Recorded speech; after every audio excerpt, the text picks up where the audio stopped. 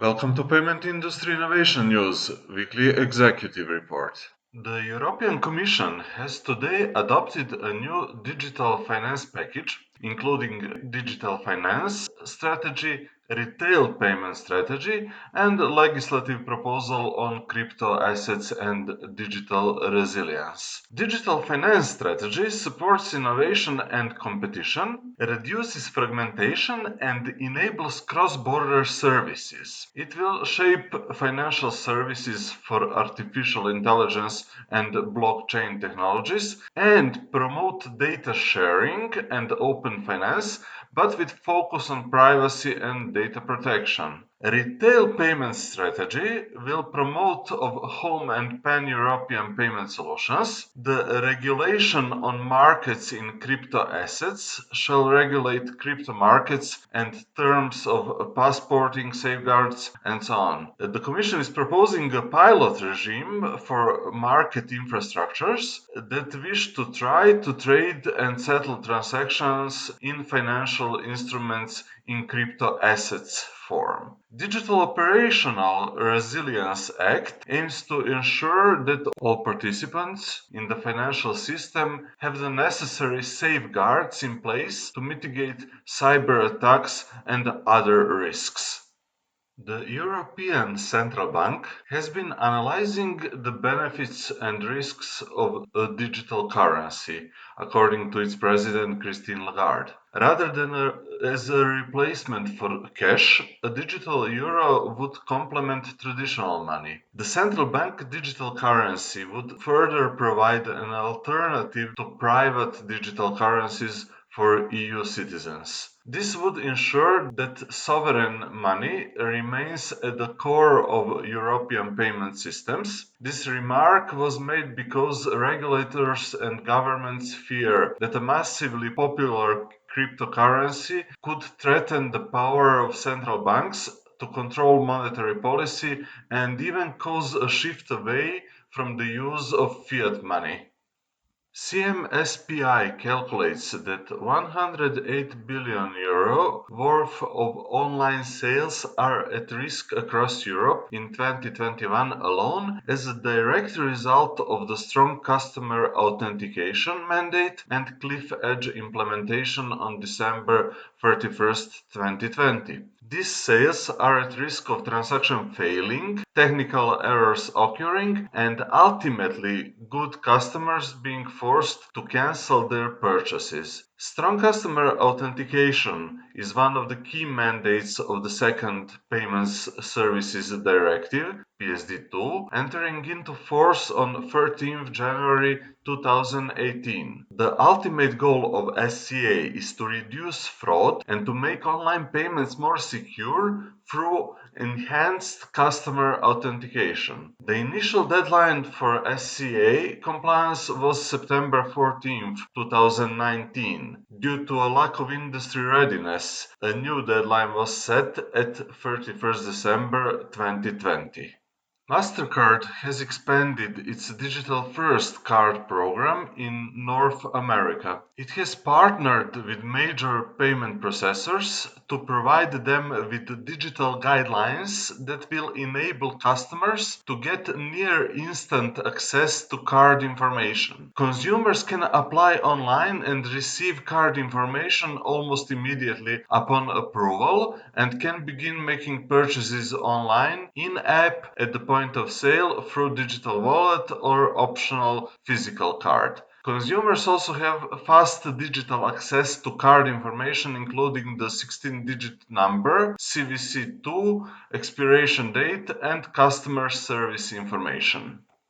Ant Group, the affiliate of Alibaba Group and operator of Alipay, invested $439 million on the initiative to install facial recognition devices at retailers so consumers would no longer need their phones to make purchases. It seemed like a good idea at the time, but the technology has failed to take off. One reason for its lack of popularity is consumers have found the sign up process too complicated and had concerns about how their images would be used. Another factor is timing, as the pandemic has shuttered many stores and the use of mask wearing has increased. In addition, many Alipay users already make payments by scanning QR codes on their phones, which is already convenient enough for most consumers.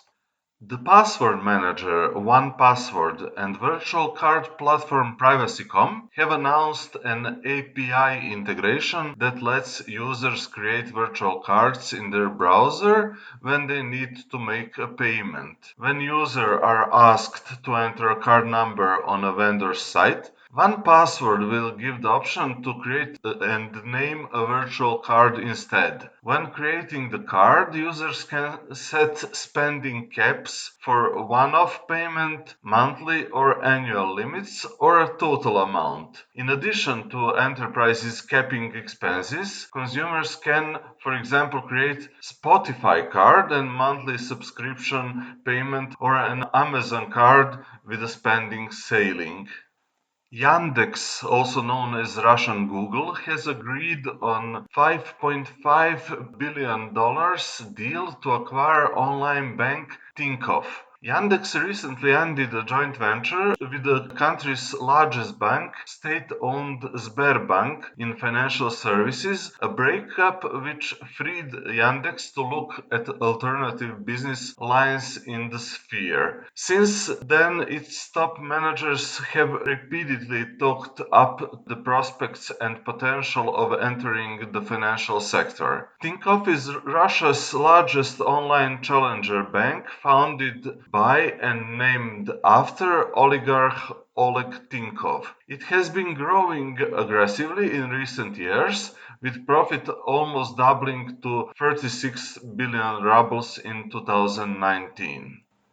A new study from Juniper Research has found that the value of in-car payments, where a payment is made via embedded vehicle systems, will reach $86 billion in 2025, up from just $543 million in 2020. Fuel and electric vehicle charging payments will be the leading area for in-car payments adoption, accounting for 77% of payments by value in 2025. This will be largely due to the high number of anticipated future partnerships in this area, as well as the ease of migrating existing mobile payment solutions into in-car systems. Voice commerce will be a major supporting factor in the in-car payments market.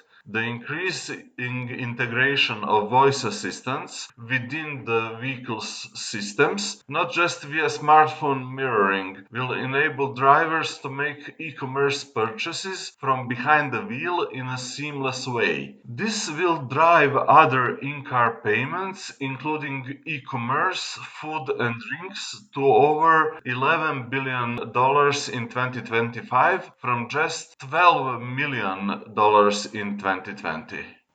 Ant Group has launched Truspel, a blockchain platform for cross-border trade by small and medium businesses to accelerate order processing. Truspel has partnered with Citibank, Deutsche Bank, BNP Paribas, DBS Bank, and Standard Chartered Bank. Since 2015, Ant has been invested in blockchain research and development. This represents the latest efforts to explore the technology. Under the new initiative, the operator of mobile payments app Alipay allows merchants and buyers to upload trading orders to the platform and process payments using AntChain.